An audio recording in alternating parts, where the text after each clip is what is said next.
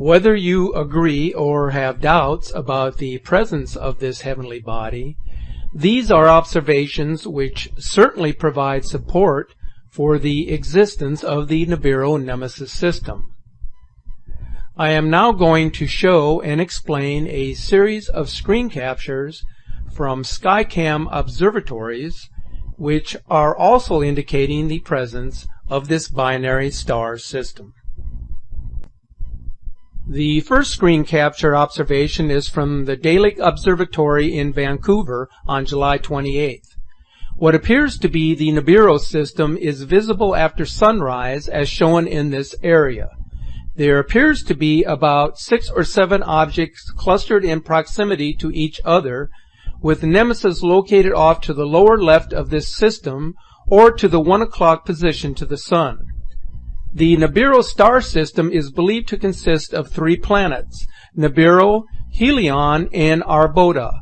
The 2 larger planets in the system, Nibiru and Helion, are said to each have 2 moons, so this would be consistent with what is seen in this capture. This capture from the Marscam in California is showing a V-shaped formation located at the 1 o'clock position shortly after sunrise. The Nibiru system is said to be in a V-shaped formation similar to a winged globe, with Nibiru being the outermost planet, followed by the remaining planets and moons spread out in a wing formation as it makes its approach.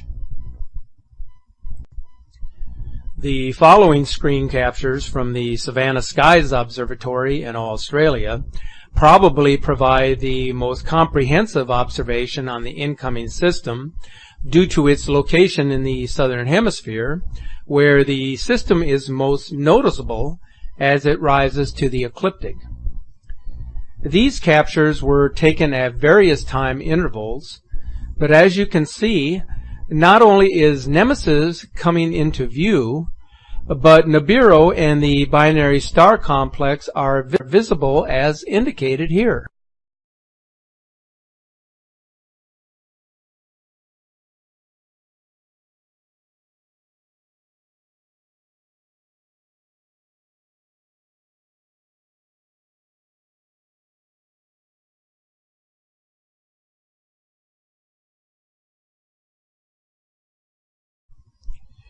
Nibiru is becoming more visible from these observations, as I will show you here in just a bit.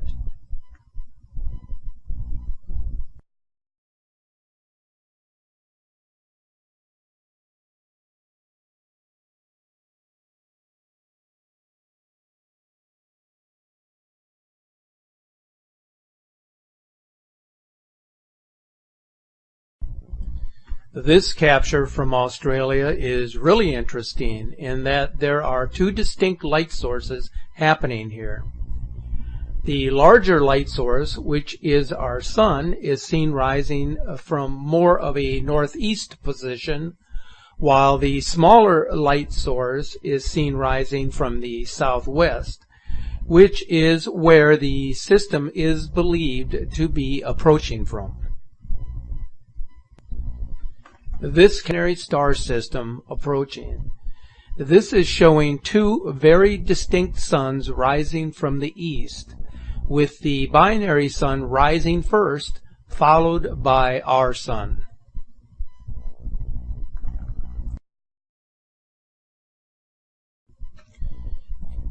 In this capture from Madison, Mississippi, there is the presence of a huge halo around the sun shortly after midday.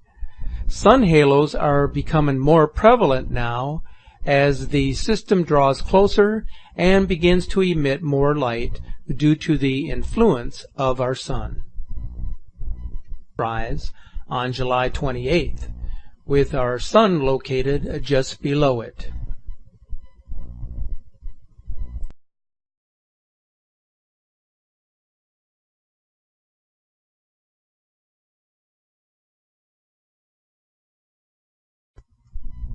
This capture from New York is a bit confusing in that there are 2 light sources present, one off to the southwest and the other off to the northeast.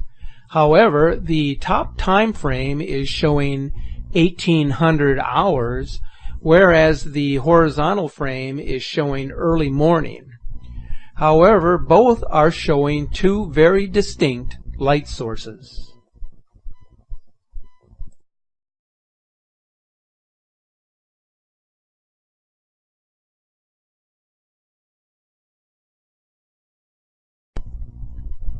As we jump ahead to August 2nd, this capture from East Texas is showing the Nibiru system located at the 1 o'clock position.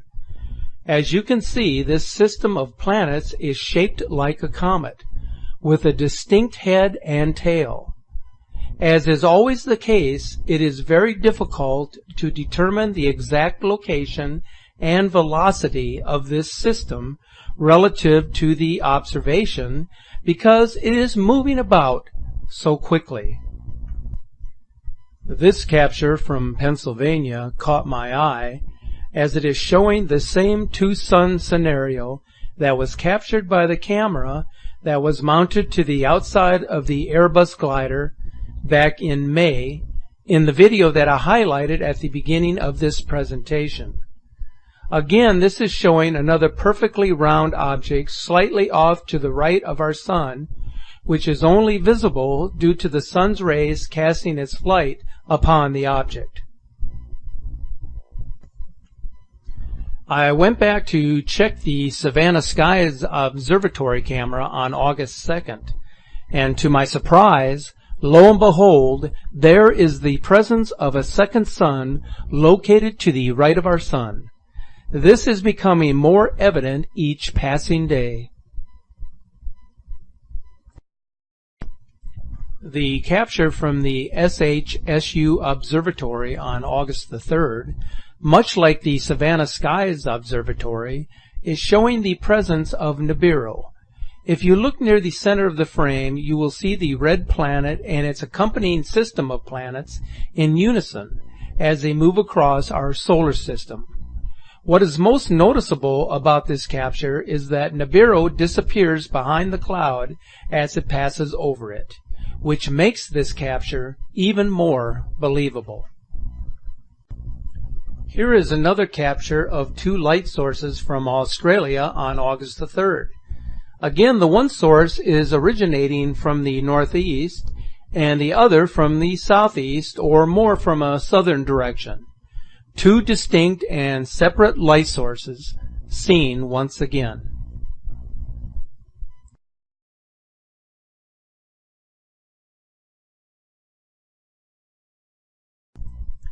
This capture was taken this evening from the Savannah Skies Observatory.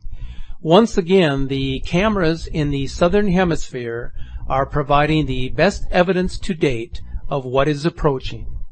You can clearly see the presence of a second sun in this capture, and if you look off to the left center of frame, you will notice the cluster of planets in a V-shaped formation, which is now appearing on a few of these sky cameras. Finally, I would like to show a sunrise capture from Veracruz, Mexico, which shows two suns moving above the horizon on July 31st. You will first notice the second sun rising, followed by our own sun in succession. This is yet another incredible capture which indicates the presence of a binary star system. I hope this provides you with a better perspective of what is developing here. The system does appear to be moving more rapidly now. The key to remember is as the system rises above the ecliptic, it will begin to make its approach towards us, which means its visibility will become more prevalent to those of us who reside in the northern hemisphere. I will try to keep you updated on this as much as possible and provide more valuable information to you in my upcoming videos. Until then, stay safe and keep looking to the skies.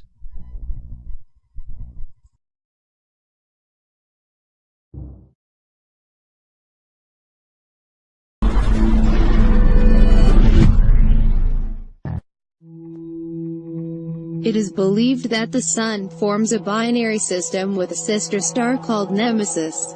The Nemesis hypothesis arose in a research article published in 1984 in the journal Nature. Nemesis would be, according to this article, a dark little star, perhaps a brown dwarf, with a more distant orbit than Pluto's. A binary star is a star system consisting of two stars orbiting each other around a common center of mass. Recent studies suggest that a high percentage of stars are part of systems of at least two stars. It is estimated that approximately one-third of the star systems in the Milky Way are binary or multiple, and the remaining two-thirds consist of individual stars. There is a direct correlation between the period of revolution of a binary star and the eccentricity of its orbit. In the case of the Sun and Nemesis, this eccentricity would be very large. With an orbital period of 2,800 years, Nemesis would be a brown dwarf, not a sufficiently massive star to maintain continuous nuclear hydrogen fusion reactions in its core. Unlike the stars of the main sequence, brown dwarfs occupy the mass range between the heavier gaseous giants and lighter stars. The differences between a brown dwarf and gas giant planets are minimal. Despite its name, brown dwarfs are of different colors. Many brown dwarfs are magenta, orange and also red for the human eye. Brown dwarfs are not very bright and the low energy emission from these stars blocks direct observation from great distances. Despite this, several hundred brown dwarfs have been identified, with surface temperatures ranging between 800 and 2000 degrees Celsius. Its surface temperature is an increasing function with the mass and decreasing with the age of the object. In 1983, the infrared astronomical satellite IRIS makes a startling discovery. IRIS scientists say they have detected a large object in the deep reaches of the solar system. This article appears in the Washington Post. A large celestial body as large as the giant planet Jupiter and so close to Earth that would be part of this solar system has been found in the direction of the Orion constellation. The discovery was made by an orbiting telescope aboard USA infrared astronomical satellite IRIS. So mysterious is the object that astronomers do not know whether it is a planet, a giant comet or a nearby protostar that never got hot enough to become a star. The most fascinating explanation for this mysterious body is that it is so cold that it casts no light, and has never been seen by optical telescopes despite being a gas giant as large as Jupiter and being so near Earth. So close, in fact, that would be the body called Nibiru. Is there any connection between them? It seems so, and both may be the same celestial body. While the Babylonians referred to Nibiru as the transition point, this would be nothing more than the effect produced by the passage of Nemesis. Since its influence would cause all kind of events on volcanoes, tides, climate and global temperatures seriously affecting the human population. Nibiru would have been mistranslated and actually mean change of era. Nothing would be the same after the pass of Nemesis. We have previously discussed the cyclical changes in the Earth each 2,800 years. The last change was in the year 0 of the Christian era, and now all dates refer to the birth of Jesus Christ.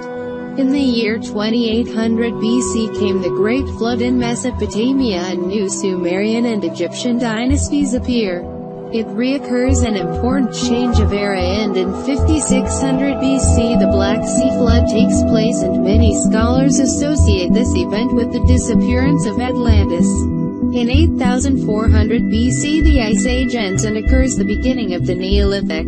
And so it seems that every 2800 years supernatural or destructive events take place.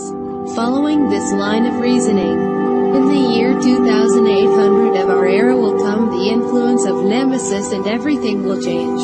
What will happen in this state? Surely after this nothing will be the same. Zechariah Sitchin was the first to notice that cyclical changes occur in the world, and that some external agent influenced the development of human civilization. He linked these changes with Nibiru and the Anunnaki gods.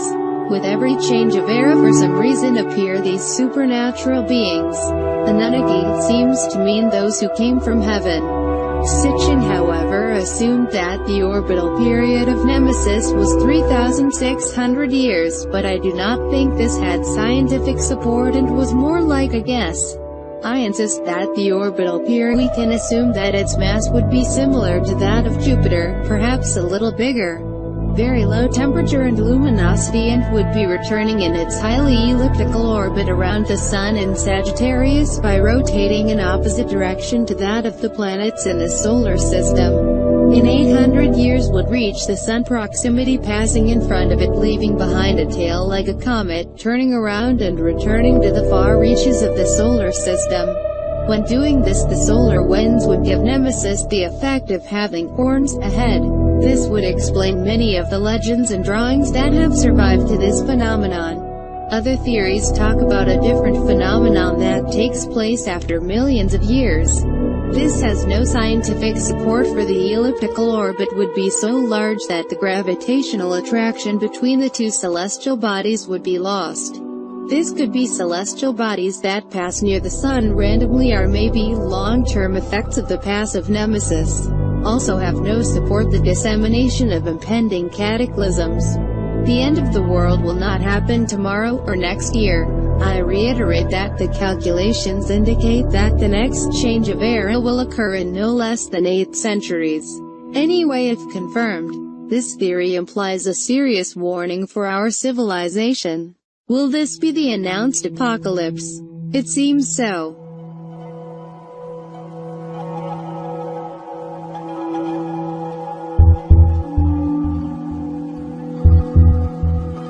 The mysterious underground cities of Cappadocia in Turkey that nobody knows for sure its purpose can be shelters to survive this phenomenon.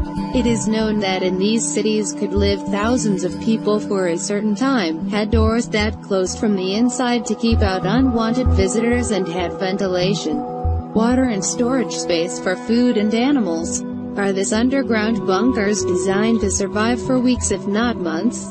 Are the great somehow they knew that this star would pass through the firmament on that date, as every 2,800 years. Somehow these priests who have left the Persian city of Sial already knew that this important event and that great things were about to happen. It seems that the Star of Bethlehem is the same as Nemesis, and although in his last step near Earth nothing bad seems to have happened, there is no guarantee of what may happen or not in 8 more centuries. It also appears that since ancient times Nemesis has been associated with the origins of religion, and is heard that the Vatican has important information not yet publicly released. Does the Vatican know that the end of the world will happen on a more or less accurate date? It has been said that the revelations of the Virgin in various parts of the world indicate so. Vatican evasions and elliptical responses from previous popes on this subject did nothing but arouse suspicion.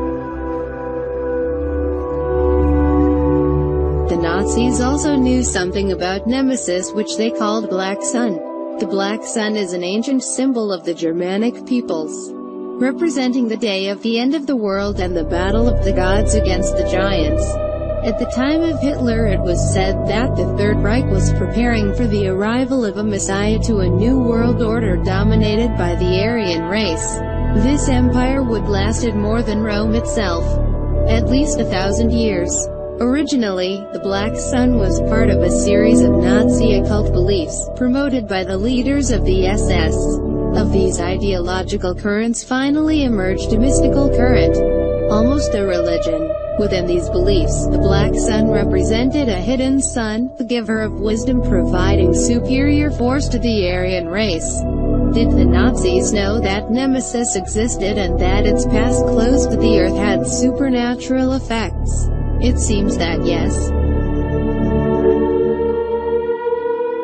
On the assumption that the orbital period of Nemesis is 2,800 years, and that its mass is 3 times larger than Jupiter, we can apply the laws of celestial mechanics to determine the sum of the major axis of the orbit of the binary system. This value is none other than the maximum distance between the Sun and Nemesis. of the calculations results that this distance would be only 450 astronomical units. As this binary system orbits around the same centroid, we come to the alarming conclusion that the minimum distance is much lower, passing Nemesis at just 1.5 astronomical units from the Sun. This means that a celestial body 3 times larger than Jupiter will pass in a similar orbit than Mars. This would confirm that in ancient times existed a planet between Mars and Jupiter, called Tiamat, possibly destroyed in a collision with Nemesis. In this sector is currently situated the asteroid belt.